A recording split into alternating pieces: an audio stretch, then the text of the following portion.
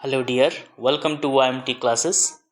आज हम इस वीडियो में एक और क्वेश्चन देखेंगे भाई, एक और फुल मॉक टेस्ट देखेंगे जिसमें मैं आपको वही स्ट्रेटेजी मैथ्स और रीजनिंग करवा रहा हूँगा। मैथ्स एंड रीजनिंग और जीके को आपको खुद अटेम्प्ट करना है। हालांकि मैं आपको जीके भी दिखाऊंगा पूरे सेशन। इसमें हम लोग पूरे 50 क्वेश्चंस करने वाले हैं, ठीक है, जिसमें मैथ्स और रीजनिंग मैं करवाऊँगा और जीएस और साइंस आप करोगे, ठीक है। इसी तरह से कोऑपरेट करके चलेंगे। चलो शुरुआत करते हैं। PYP है ना, MBT यानी मेमोरी बेस्ड टेस्ट कर रहे हैं हम लोग अभी फ़िलहाल 2023 वाले कर रहे हैं। 2 टेस्ट ऑलरेडी हम लोग सॉल्व कर चुके हैं। आज है तीसरे टेस्ट की बारी। ये हमारे पास अग्निवीर आर्मी GD 19 अप्रैल 2023 में, ठीक है भाई। कब का है? अग्निवीर आर्मी GD 19 अप्रैल 2023 शिफ्ट 1 मेमोरी बेस्ड टेस्ट है ये। चलो बिना टाइम गवाए हुए शुरू करते हैं मॉक टेस्ट। लैंग्वेज चूज कर लेंगे हिंदी में ही कर रहा हूँ मैं अटेम्प्ट, ठीक है। जनरल नॉलेज, जनरल साइंस, ठीक है। टाइमर भी शुरू हो चुका है। मैथ से शुरुआत करेंगे। देखो पहला क्वेश्चन क्या दिया है, 36, 54 और 72 का महत्तम समावर्तक ज्ञात करो। किस किस का भाई? 36, 54 और क्या है 72। इसका क्या निकालना? HCF होता है ये, ठीक है। तो HCF निकालने के लिए क्या करते हैं आप लोग? डिफरेंस भी देख सकते हो आप, ठीक है। डिफरेंस भी देख सकते हो ऐसे 36 और 54 और 72 का, और 72 और 36 का। तो 36 और 54 का LCM कितना हमारे पास? 18। 54 और 72 का हमारे पास कितना है? ये भी 18। और इसके बीच का डिफरेंस कितना हमारे पास? 36। अब इन तीनों में देखो जरा छोटा कौन सा है? 36, 18 और 18 में सबसे छोटा नंबर कौन सा है? 18, ठीक है। अब इन तीनों नंबर का या तो HCF क्या होगा? 18, या फिर इसका कोई फैक्टर, मतलब इसको फैक्टर होगा। तो यहाँ पे देखो, अब यहाँ से ये देखना 18 क्या ये तीनों नंबर को काट रहा है? 18 क्या 36 को काट रहा है? बिल्कुल काट रहा है। 54 को काट रहा है? बिल्कुल काट रहा है। 72 को काट रहा है? बिल्कुल काट रहा है। तो मतलब इसका HCF कितना हमारे पास? 18। ये रहा हमारे पास एक तरीका। और दूसरा तरीका देखेंगे। दूसरा तरीका क्या है? 36, 54 और 72 को इस तरह से लिख लो जैसे आप LCM में लिखते हैं। अब ऐसा नंबर से डिवाइड करना है इसको जो सब में हो, ठीक है। तो 2 क्या 36 से कटता है? 2 क्या 36 क्या 2 से कटता है? बिल्कुल कटता है। 18 दूनी 36। 54 भी 2 से कटता है। किस से कटता है? 2 से। देखो 27 दूना 54। 72 भी कटता है 36 से। अब देखो क्या मैं 2 से काट सकता हूँ? नहीं, क्योंकि 27 2 से नहीं कटता है। अब क्या 3 क्या 18 कटता है? बिल्कुल। 27 बिल्कुल। 36 बिल्कुल। तो 3 के टेबल में कौन कौन से आते हैं? मतलब सब के सब कटने चाहिए HCF की टर्म में। LCM में ना भी कटे तो भी चलेगा, लेकिन जब आप HCF ज्ञात कर रहे होते तो सब कटने चाहिए। तो यहाँ देखो 6 तिये 18, 9 तिये 27 और 12 तिये 36। 2 से काटोगे? नहीं काटोगे, क्योंकि 9 नहीं कट रहा है। 3 से फिर से 6 कट रहा है, यस। 3 के टेबल में 9 आता है? 12 आता है? बिल्कुल आता है। तो 3 से फिर काटोगे। 3 दूनी 6, 3 तिये 9, 4 तिये 12। अब मेरे को बताओ, एक को छोड़ के, एक सबको काटता है, एक तो सभी से डिवाइड होता है ना, एक से सभी डिवाइड हो जाते हैं। एक को छोड़ के बाकी देखो 2 से करोगे? नहीं, 2 से ये और ये कटते, लेकिन 3 नहीं कटता। 3 से करोगे? 3 से ये नहीं कटता, ये नहीं कटता है। तो मतलब हमारे पास HCF यही हो गया जहाँ पे आपके कॉमन डिवाइजर्स थे। तो हमारे पास कितना है? 2 गुणा 3 गुणा 3, तो 3 3 9 दूनी 18। इस तरह से भी निकाल सकते हैं। नहीं तो पहला तरीका क्या है, इन तीनों के डिफरेंस निकालो, ठीक है। या तो वही HCF होता है या इसका कोई फैक्टर। इसका एक फैक्टर सपोज दैट 18 से नहीं कटता, तो मैं इसको कैसे लिखता? 1 गुणा 18 पहला फैक्टर। दूसरा 2 गुणा 9, तो 9 से देख लेते हैं, 9 से कटते हैं? हाँ कटते हैं। इस तरह से मतलब बड़ा से बड़ा नंबर उसका क्या हो सकता है? 18, मतलब उसका डिफरेंस ही हो सकता है। समझ आया? नेक्स्ट क्वेश्चन देखो, बहुत टाइम ले लिया मैंने इसमें। क्या बोल रहा है? ABC का रेशो ये है और ABC का सम इतना है, तो A की वैल्यू निकालो। देखो ये हमारे पास है A अनुपात B अनुपात C का अनुपात कितना थी हमारे पास? 3 अनुपात 4 अनुपात 8। लेकिन ये बोल रहा है कि a प्लस बी प्लस सी का वैल्यू कितनी है 2565। ठीक है, तो बोल रहा है a की वैल्यू ज्ञात करो। मैंने पूरा क्वेश्चन लिख लिया। तो 3 4 8, इनको x दे दो, 3x 4x और 8x। ठीक है, तो देखो यहाँ पे कितना आएगा, ये इनका जोड़ कितना है भाई, जोड़ दो। 3x plus 4x plus 8x बराबर कितना 2665। जोड़ो 4 3 7 और 8 कितना हो 15x बराबर कितना 2600 है कि 25, सॉरी 25 है भाई, यहाँ पे गलती मत कर देना, कटेगा नहीं। ठीक है, 2565 है ये। तो कितना आएगा अभी बोलो, 2565, 15 से काट दो, 15 एकम 15 कितना बचा 10, 15 6 90, 15 7 105, 171। तो x की वैल्यू कितनी 171। किसकी वैल्यू पूछी है, a की। तो a की वैल्यू हमारे पास कितनी है 3x, a की वैल्यू कितनी है 3x और x की वैल्यू 171। कर दो, कितना है 3 एकम 3 7 21 2, 3 एकम 3 और 2 5, तो 513 इसकी वैल्यू आ गई, ऑप्शन नंबर 1। नेक्स्ट क्वेश्चन देखेंगे, क्या बोल रहा है, प्रथम 5 प्राकृतिक संख्याओं के वर्गों का औसत ज्ञात करो। ठीक है, देखो वर्गों का औसत कैसे होता है, याद रखना इसका था n+1 इंटू 2n+1। ठीक है, बटे कितना भाई, पहले मैं आपको ये बता देता हूँ योग क्या निकलेगा इनका, योग। ठीक है, औसत उसके बाद डिवाइड कर देंगे। योग होता है हमारे पास, जब भी हमारे पास बोला प्रथम n प्राकृतिक संख्याओं का योग, प्रथम n प्राकृतिक संख्या का योग होता है n into n+1 into 2n+1 divide by 6n, divide by 6n क्यों कर रहा हूँ मैं, 6, ये होता है। अब क्या निकालना आपने औसत, तो इसको किससे डिवाइड करते हैं 6n से, तब लिखवा रहा था मैं ये फॉर्मूला। तो इससे किसे डिवाइड करना, अगर n संख्या है तो किसे डिवाइड करते हैं n से, तो n से n कट जाता है। तो औसत क्या होता है n+1 into 2n+1 divide by 6, यही होता है औसत। अब n की वैल्यू यहाँ पे क्या बोल रहा है, प्रथम 5, मतलब n की वैल्यू हमारे पास कितनी थी 5। ठीक है, तो पुट करो सीधा सीधा, 5 + 1 इंटू 5 दूनी 10 + 1 कितना 11 बटे कितना 6। यहाँ पे 5 और 1 6 से 6 पूरा कैंसिल आउट, कितना बचा हमारे पास 11, आंसर। ठीक है, समझ आया, ये फॉर्मूला याद कर लेना। अगला क्वेश्चन देखो क्या बोल रहा है कि x + y = 5 है और x y हमारे पास 10 है, तो x² + y² का मान ज्ञात करो।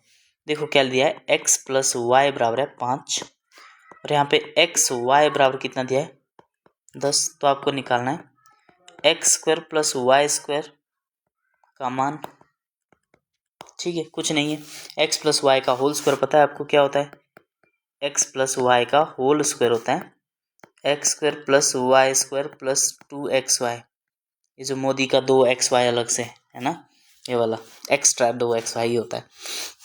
तो x + y का होल स्क्वायर कितना, x + y की वैल्यू कितनी है 5, 5 का स्क्वायर, x² + y² नहीं थी पता है, इसकी वैल्यू निकालनी है, इंटू 2xy, xy की वैल्यू 10 है, तो 2 गुणा xy की वैल्यू 10 है, तो कितना हो जाएगा 5 × 5 = 25 बराबर कितना, x² + y² बराबर कितना 10 दूनी 20, 20 इस साइड को ले जाओ, तो x² + y² बराबर कितना 25 अपनी जगह रहेगा, -20 प्लस का इस साइड को उठाएंगे तो किसका हो जाएगा माइनस का, तो 25 में से 20 गया 5, तो x² + y² की वैल्यू कितनी आ गई हमारे पास 5।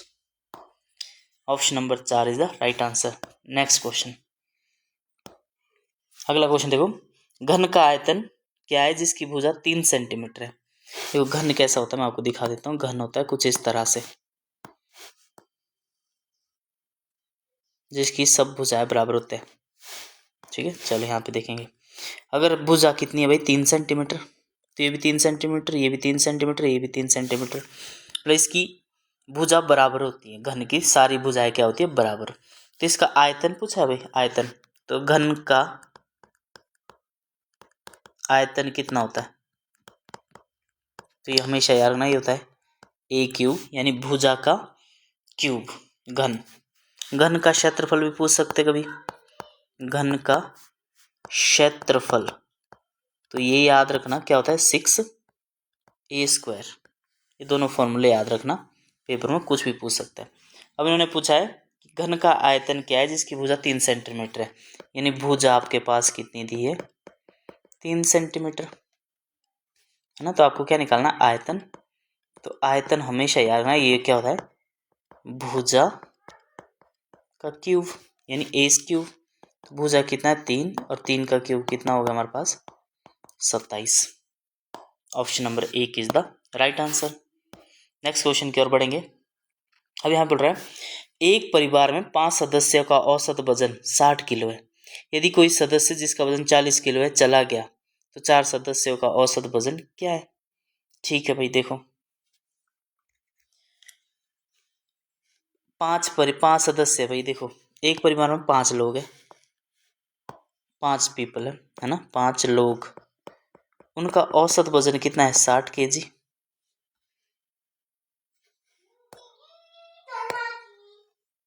रुकना थोड़ा सा,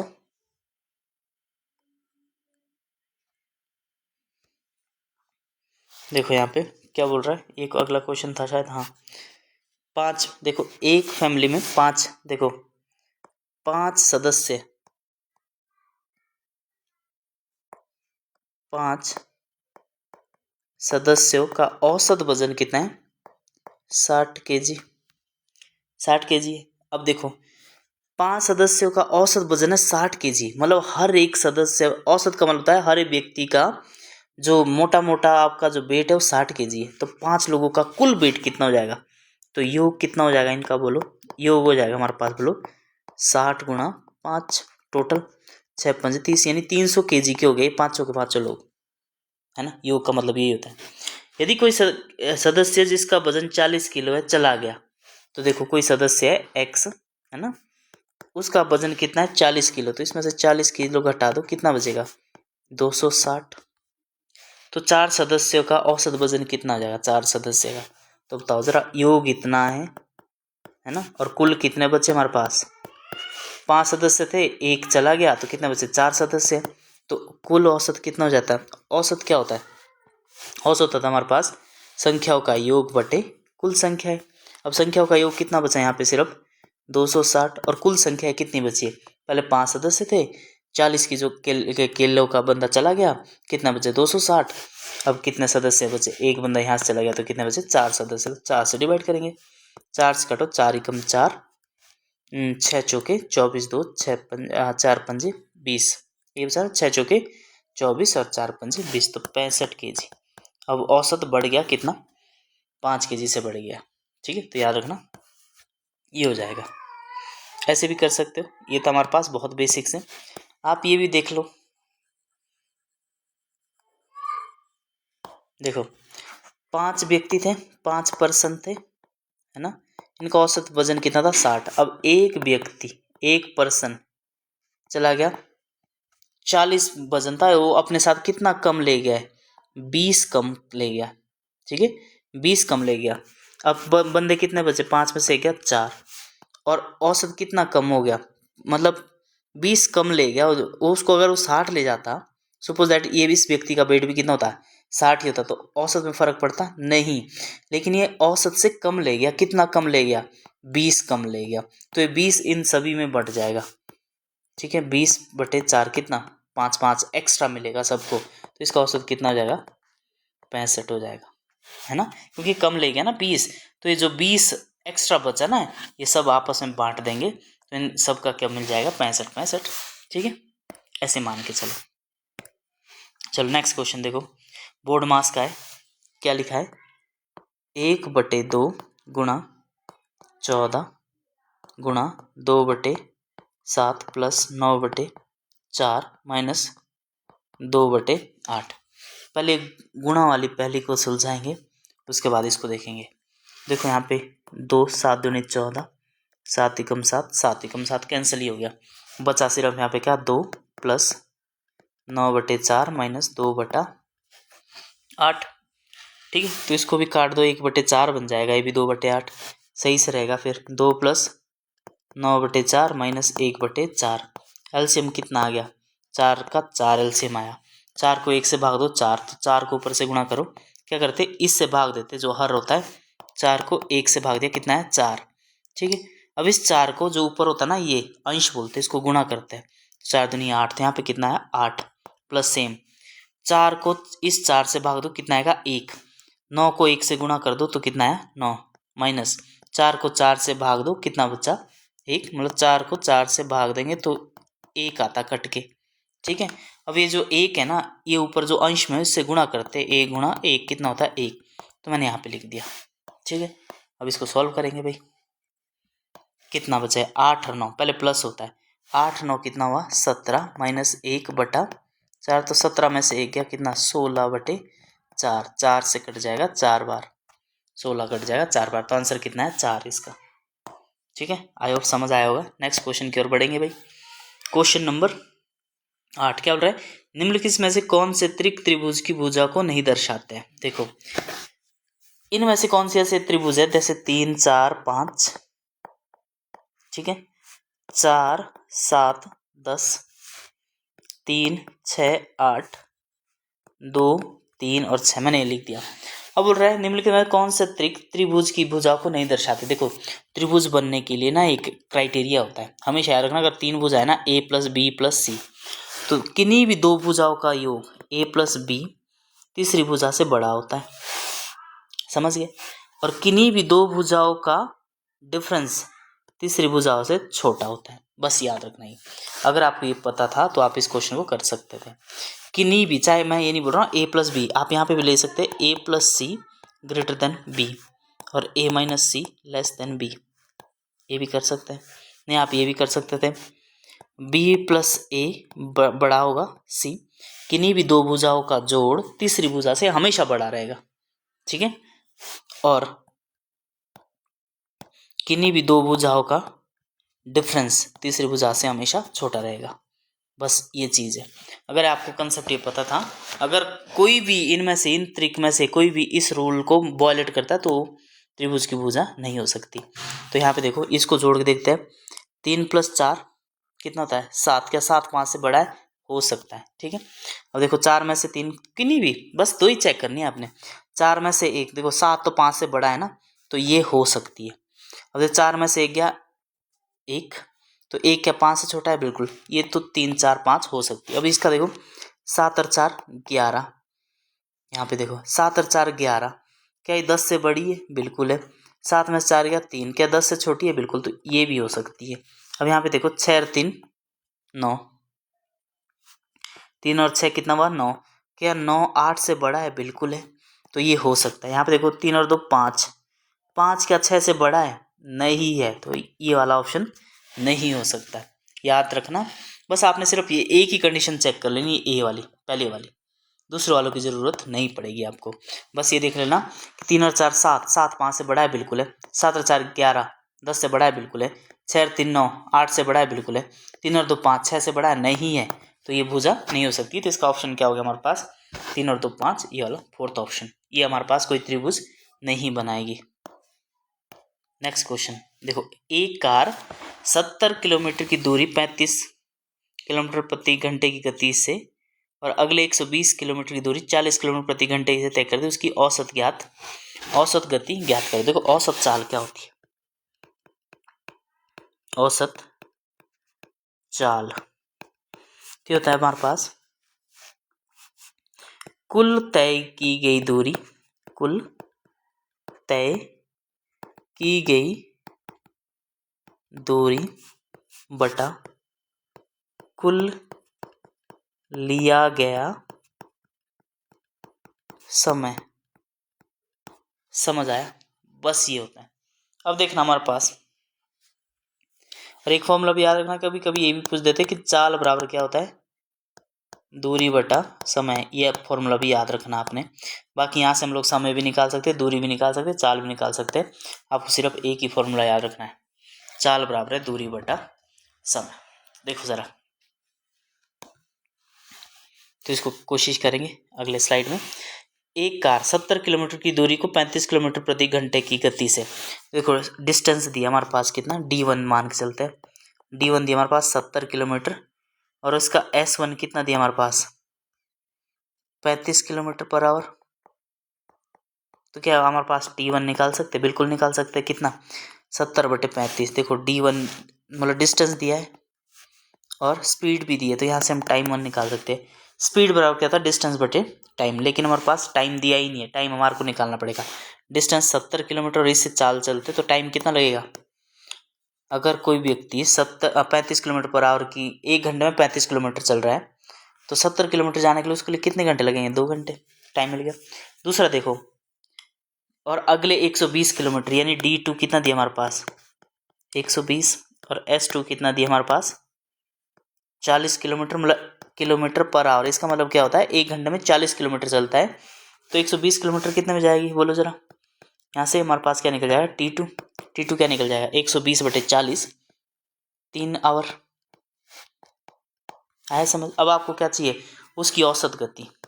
ये T2 कैसे निकला, 120 को 40 से डिवाइड कर दिया, इस तरह से, है ना। तो ये निकला T2। ये कैसे निकला भाई, T1 70 को 35 से डिवाइड कर दिया, यानी डिस्टेंस बटे स्पीड बराबर है टाइम होता है। डिस्टेंस बटे स्पीड क्या होता है, टाइम होता है, ऐसे निकाल दिया। अब देखो कुल चली गई दूरी कितना आएगा, औसत एवरेज स्पीड ना, एवरेज स्पीड तो क्या होता है D1 प्लस D2 बटे कितना, T1 प्लस T2। कुल चली गई दूरी बटे कुल लिया गया समय, यही मतलब है। तो कुल चली गई दूरी कितना है, 70 किलोमीटर, प्लस यहाँ पे कितना 120 किलोमीटर, बटे कितना T1 कितना 2 आवर, और T2 कितना है 3 आवर्स। बस इसको जोड़ना है। 70 और 120 हुआ कितना, 190, और 3 और 2 कितना 5, बस काटो इसको, 5 एकम 5। यहाँ पे देखो 5 दिए 15, 4 बचे 8 पंजे 40, तो इसकी है 38 किलोमीटर पर आवर, इसकी एवरेज चाल, औसत चाल, ठीक है, 38 किलोमीटर पर आवर। कंसेप्ट सिखाना होता है, इसलिए मैं आपको थोड़ा लॉन्ग मेथड से करवाता हूँ। देखो ये यहाँ पे देखो, किमाया एक किताब पढ़ रही है जिसमें 350 पेज है, उसने 36% पृष्ठ पढ़ लिए, उसे अभी तक पुस्तक के कितने पृष्ठ नहीं पढ़े हैं। ठीक है, ये देखना है। मेरे को ये बताओ जरा, कभी भी कोई चीज़ परसेंटेज का होता है तो कुल हमेशा कितना होता है, 100%। अब उसने 36% पढ़ लिए तो कितने नहीं पढ़े होंगे, 100 में से 36 घटा दो तो कितने नहीं पढ़े, 64% नहीं पढ़े।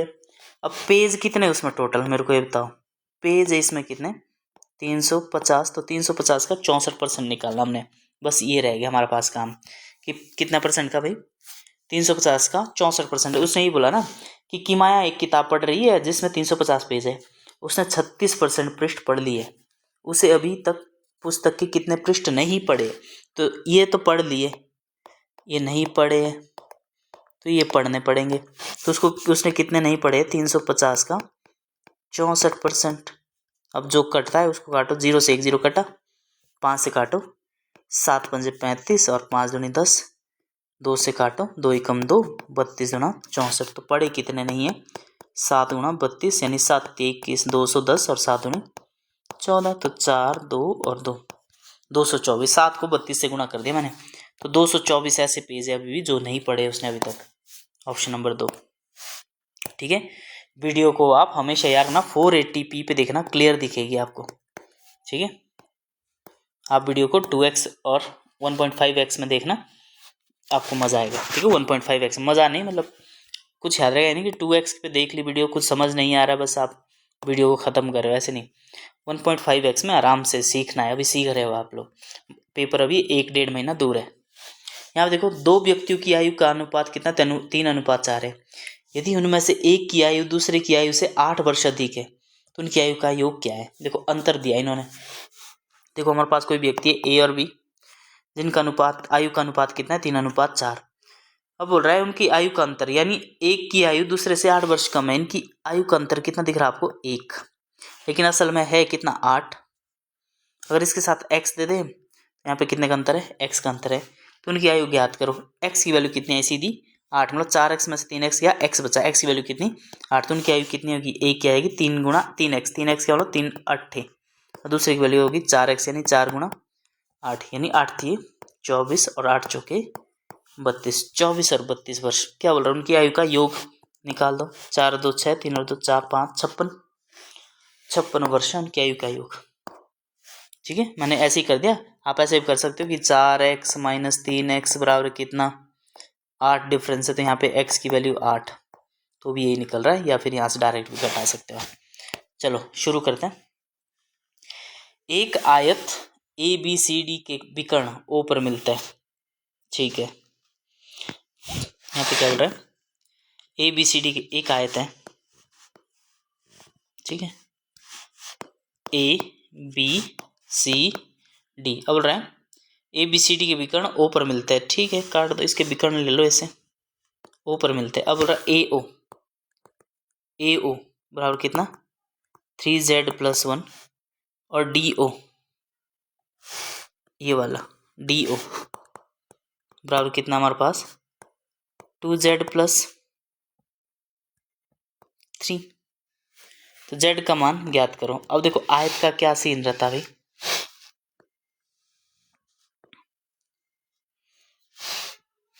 एक होता आयत, एक होता हमारे पास वर्ग। देखो आयत के दोनों विकर्ण की लंबाई बराबर होती है, लगभग क्या बराबर ही होती है, ठीक है, दोनों आयत की। लेकिन इसकी एक भुजा क्या है, आमने सामने की भुजाएं बराबर होती है, आमने सामने की भुजाएं क्या होती है बराबर। तो इसको कुछ नहीं करना, AO बराबर क्या होता है DO, ठीक है, ये भुजा बराबर है ये वाली भुजा, ठीक है, याद रखना ही। तो अगर ये भुजा इसके बराबर होती है तो लिख लो 3z+1 बराबर है 2z+3। 2z इस साइड को आएगा, कितना बचेगा 1z, 3z में से 2z गया 1z, 3 है यहाँ पे, एक ही साइड को जाएगा, कितना बचेगा 2। z की वैल्यू हमारे पास कितनी है 2, आंसर, ठीक है। नेक्स्ट क्वेश्चन,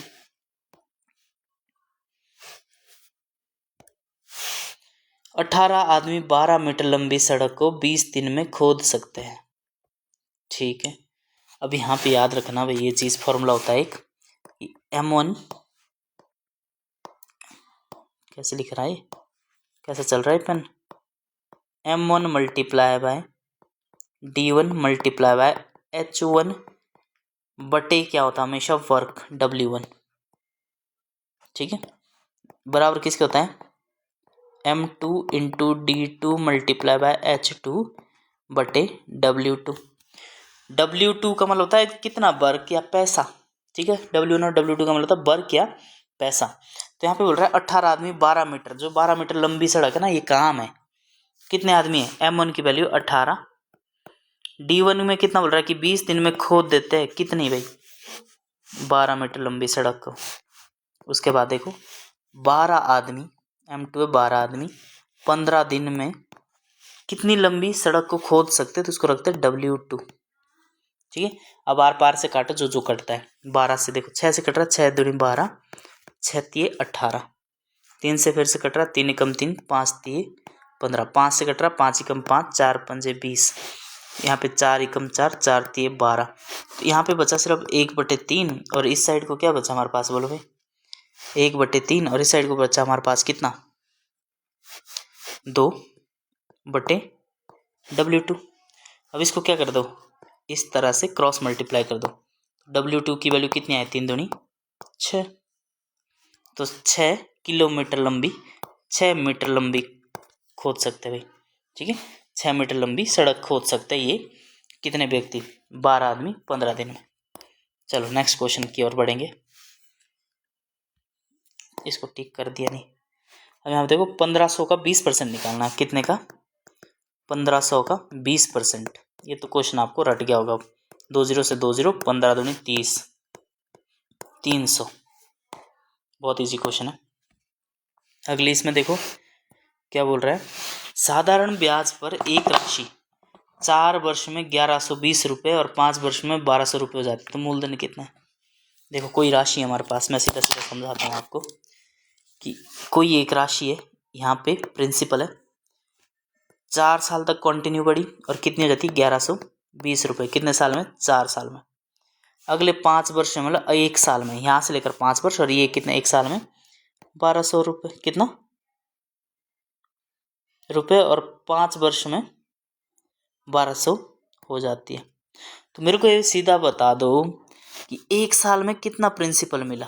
देखो सिंपल इंटरेस्ट का मतलब है कि हर साल सेम ही प्रिंसिपल बढ़ेगा, तो 1 साल में 1120 से 1200 यानी 80 रुपये बढ़ा, तो 4 साल में कितना बढ़ा होगा 1 साल में 80 रुपये बढ़ता है तो 4 साल में कितना, 8 चौके 32, 320। तो 1120 में से 320 घटा दो, कितना बचा प्रिंसिपल, 800 रुपये। बहुत सिंपल सी बात है, आंसर कितना है, 800। ठीक है, समझ आया क्या किया मैंने। कोई प्रिंसिपल है, मूलधन है, कोई भी मूलधन है, एक्स मूलधन है, इसे 4 साल तक कंटिन्यू पढ़ा रहा बैंक में, और ये कितना हो गया, 1120 रुपये। 4 साल में 1120 रुपये हो जाता है, और मूलधन से 5 साल में ये राशि कितनी हो जाती है, 1200।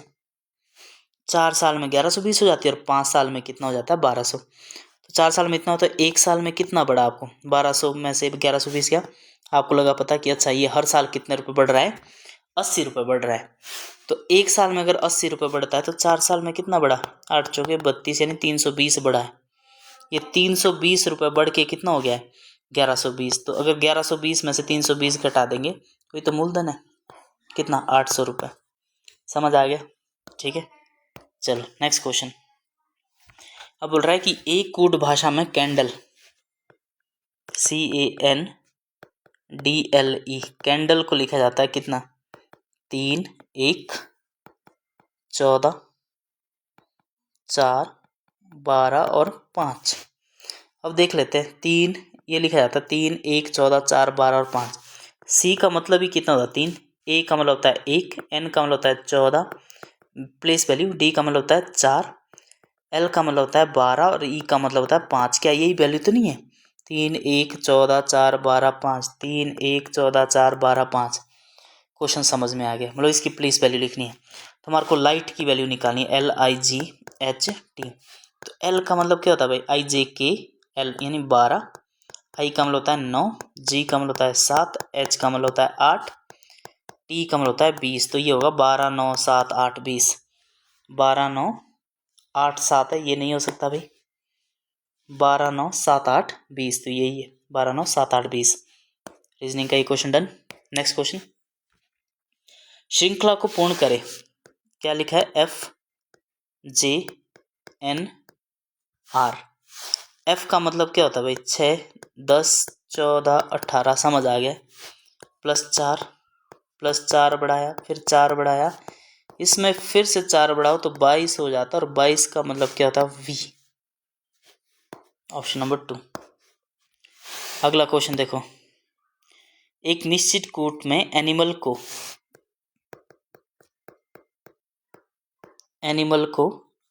क्या लिखा जाता है, INALAM। तो आपको बोलना है कि सैंपल को क्या लिखेंगे भाई, SAMPLE। देखो क्या लिखा है, एनिमल, तो क्या ये INA, अगर देखा जाए तो इस साइड को लिखा है INA, उसके बाद LAM, बिल्कुल ठीक है। तो हम लोग ऐसे लिख सकते हैं, MASELP। ठीक है, सिंपल, MAS और ELP, MASELP। Option number 1 is the right answer. Next question देखो, सही विकल्प का चयन कीजिए। कार गैराज में रखते हैं, ठीक है, पता है आपको, कार का जो पार्किंग होता है क्या होता है, गैराज में रखते। तो पोत कहाँ पे रखते हैं, बंदरगाह पे रखेंगे। ठीक है, पोत किसको रखेंगे, बंदरगाह। पोत होता है मतलब बड़ी बड़ी जहाज, कहाँ पे रखेंगे, उसमें। अगला देखो, बंदरगाह पे। ई का मतलब 5 है, क्या बोल रहा है, ई का मतलब है 5, और पेन का मतलब है 35। तो आप बोल रहे हो पेज का मतलब क्या होगा, ठीक है, ई का मतलब 5 है, ठीक है। पी का मतलब कितना, 16, ई का मतलब क्या है 5, एन का मतलब है 14। एक बार जोड़ के देख लेते हैं, 14, 16 और 5 21, और 14 35, बिल्कुल ठीक है। इनकी प्लेस वैल्यू लिखो और ऐड करो। पी का मतलब होता है 16, ए का मतलब होता है 1, जी का मतलब होता है 7, और ई का मतलब होता है 5। इनको जोड़ो, 7 और 5 12 और 1 13, 16 और 13 कितना हुआ, 16 और 13 ये 29। इसका आंसर क्या है, 29। ठीक है, क्वेश्चन आ गया अभी, खत्म हो गया भाई। देखो आज तो खत्म ही हो गया, कितना 34 मिनट, नहीं ठीक ठाक टाइम लगा है, मैंने टाइम देखा नहीं था कितना हो गया। तो अभी भी आपके पास लगभग 26 मिनट है, ठीक है। आपका मैथ्स और रीजनिंग कंप्लीट हो गया है। अगर इस पेज पे भी करते हैं आप लोग, जिस पेज पे मैं कर रहा हूँ, तो भी आपका ईजिली ख़त्म हो जाएगा जल्दी से, ठीक है। मैथ से मैंने कितने 13 ही क्वेश्चन अटेम्प्ट किए क्या, मैं देख लेता हूँ। ये अटेम्प्ट क्यों नहीं किया, कितना था भाई इसका 65 kg 40 60 20/4 5 यानी 65 किलो। मैंने इसको अटेम्प्ट नहीं किया होगा, देख लेते हैं और किसको नहीं किया अटेम्प्ट। अभी भी 14 ही है ये, हाँ ये भी। इसका एलसीएम कितना था 18, अभी कितने 15 अटेम्प्ट हो गए पूरे। चल ठीक है, रीजनिंग और मैथ तुम्हारे कंप्लीट कर दिया भाई। अब देखते हैं जीके। जीके आप अटेम्प्ट करोगे, करो भाई फटाफट से। जीके क्या है, हड़प्पा कालीन शहर कालीबंगा कहाँ स्थित है, देख लो कहाँ कालीबंगा। 18 फरवरी 2023 को, ये हमारे पास क्या है करंट अफेयर्स है, ये इररिलेवेंट है, उस टाइम के लिए सही था। लोकसभा के पहले स्पीकर कौन थे, ये तो आपको पता होगा सबको यार, ठीक है, जीवी मावलंकर। भारतीय संविधान का अनुच्छेद 17 किससे, अनटचेबिलिटी। वल्लभ भाई पटेल का सरदार की उपाधि किसने दी थी, ये आपको पता होगी। संयुक्त नौसैनिक अभ्यास वरुण और ये, हाँ नौसेना अभ्यास, इंडियन आर्मी की जितनी भी हमारे पास ही है ना अभ्यास, किसके साथ क्या होती है, शक्ति किसके साथ होती है, ठीक है, यूएसए के साथ कौन कौन सी होती है, फ्रांस के साथ क्या क्या होता है हमारे पास, रशिया के साथ साथ कौन सी एक्सरसाइज होती है, थोड़ी पढ़ के चले जाना, पूछ रहा है। संतोष ट्रॉफी किस खेल से संबंधित है, सबको पता किससे, एक होता है संतोष, एक होती दूसरी उबर, ठीक है, वो देख लेना किससे। निम्नलिखित में से किसने गुजरात के अहमदाबाद में नरेंद्र मोदी स्टेडियम में विजय हजारे ट्रॉफी 2022 जीती, इसको देख लेना। ये भी करंट अफेयर्स का था, आपने प्रेजेंट का देख लेना, किसने जीती सौराष्ट्र ये विजय हजारे ट्रॉफी किसने जीती, ये सारे जितने भी होते हैं हमारे पास गेम होते हैं इंडिया में, ठीक है, संतोष ट्रॉफी किसने जीती, ये पढ़ लेना थोड़ा सा करंट अफेयर्स में। 31 मई 2020 तक भारत में कितनी भाषाओं का शास्त्रीय भाषा का दर्जा प्राप्त है, 2020 तक बोल रहा है, ऐसी 6 भाषा है। सिमलीपाल टाइगर रिजर्व ये किस में, उड़ीसा में, ये लगभग भारत का, मैं कर नहीं रहा, अटेम्प्ट करो आप, ठीक है, मैं बताऊंगा नहीं। भारत का पहला गवर्नर जनरल कौन था, बोलो भाई कौन था, एक था भारत का पहला गवर्नर जनरल, एक था बंगाल का प्रथम गवर्नर जनरल, दोनों में अंतर है। देखो अगला, स्टेच्यू ऑफ यूनिटी किस राज्य में स्थित है, पता है आपको, किस रिवर के किनारे, वो भी आपने ध्यान रखना। और स्टेच्यू ऑफ यूनिटी किसका है, ठीक है, उस व्यक्ति का नाम भी पूछ सकते हैं, उसको लौह पुरुष से भी जाना जाता था, भारत का आयरन मैन भी बोला जाता था उसको। युमथांग घाटी निम्नलिखित में से किस राज्य में स्थित है, पढ़ो इसको। स्वतंत्र भारत का पहला वित्त मंत्री कौन था, ये भी आपको पता होना चाहिए किसने किया। और पहला ये भी पूछ सकता है कि पहला बजट किसने पेश किया, वो भी इसी में क्वेश्चन है, ठीक है। पीर पंजाल श्रृंखला में डैश डैश में स्थित है, पीर पंजाल श्रृंखला डैश डैश में स्थित है, किस में, इन तीनों में से पीर पंजाल आपको पता ही है, यहाँ से कुछ इस तरह से बनता है उसका मैप है ना, पीर पंजाल कुछ इस तरह से निकलती है पहाड़ी। निम्नलिखित में से कौन सा उपकरण विद्युत धारा के चुंबकीय प्रभाव पर आधारित है, ये साइंस हुआ शुरू भाई यहाँ से। मानव व मादा युग्मक को क्या कहते हैं, मादा युग्मक को, ठीक है, क्या कहते हैं भाई बोलो, और नर युग्मक को क्या कहते हैं।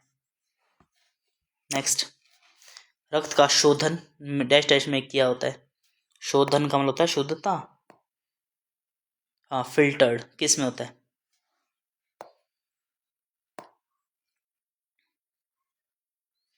नेक्स्ट देखो, मानव शरीर में श्वसन प्रणाली का मुख्य अंग क्या है, ठीक है, क्या बोलते हैं कि भाई ये खराब हो जाएंगे अगर तुम बीड़ी पियोगे सिगरेट पियोगे, है ना, तो ये क्वेश्चन वहीं से क्या खराब हो जाएगा इसमें से देख लो। हरे पौधे और सौर ऊर्जा को डैश डैश में बदलते हैं, बताओ जरा, हरे पौधे किस में बदलते हैं। जब एक टेस्ट ट्यूब में अज्ञात तरल में नील लिटमस को डाला गया तो लाल हो गया, तरल क्या था, देख रहे हो, एक टेस्ट ट्यूब में अज्ञात तरल में नीले लिटमस को डाला गया, देखो मैंने आपको एक शब्द बताया अनिल, अम्ल नीले लिटमस को लाल कर देता है, तो उसमें क्या था समझ गए होगे आप। और यहाँ पे उल्टा भी है कि लाल क्षार लाल लिटमस को, है ना, क्षार होता है अनिल, उल्टा होता है, अम्ल नीले लिटमस को लाल कर देता है और क्षार लाल लिटमस को नीला कर देता है, ठीक है। खट्टे स्वाद वाला भोजन प्रकृति में क्या ऐसा कैसा होता है, अम्लीय उदासीन क्षारीय, ये आपको अच्छे से पता है। निम्नलिखित में से कौन सा एक रासायनिक परिवर्तन है, कौन सा है भाई? निम्नलिखित में से कौन एक ज्वलनशील पदार्थ नहीं है?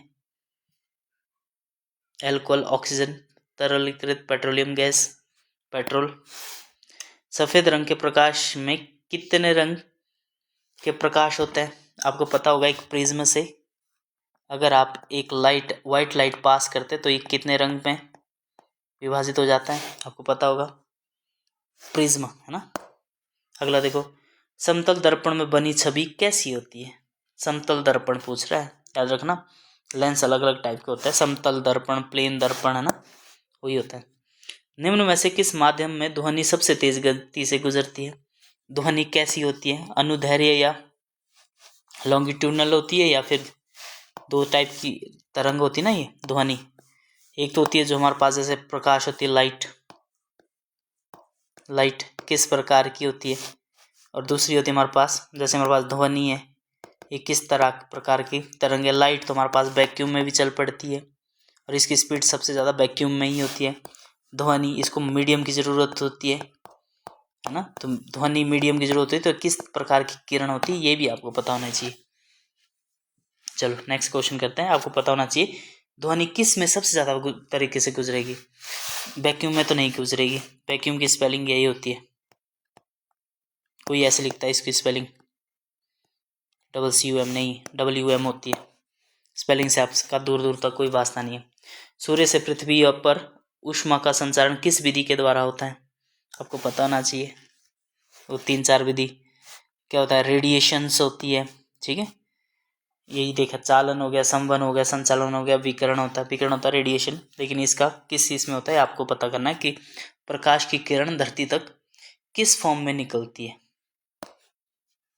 निम्नलिखित में से किस प्रकार के जीव में स्वपोषी पोषक पाया जाता है? स्वपोषी का मतलब होता है जो अपना भोजन स्वयं बनाता है। भूकंप को मापने के लिए प्रयुक्त यंत्र को किस रूप में जाना जाता है? बोलो भाई, भूकंप किस में मापा जाता है? देख लो आप इसमें। तो ये था आपका पूरा का पूरा। कहने का मतलब है आपको टाइम की कमी नहीं पड़ेगी, कमी पड़ेगी अगर आपके कंसेप्ट क्लियर नहीं है तो, ठीक है। 60 मिनट होता है, काफ़ी होता है, अच्छे से बना पाओगे आप मैथ्स भी, लॉजिकल रीजनिंग भी, ठीक है। अगर वीडियो पसंद आई हो तो वीडियो को आप एक लाइक कर सकते हो, अच्छे से अपने दोस्तों में शेयर कर सकते हो, ठीक है। मिलते हैं नेक्स्ट वीडियो में। Thank you and have a nice day.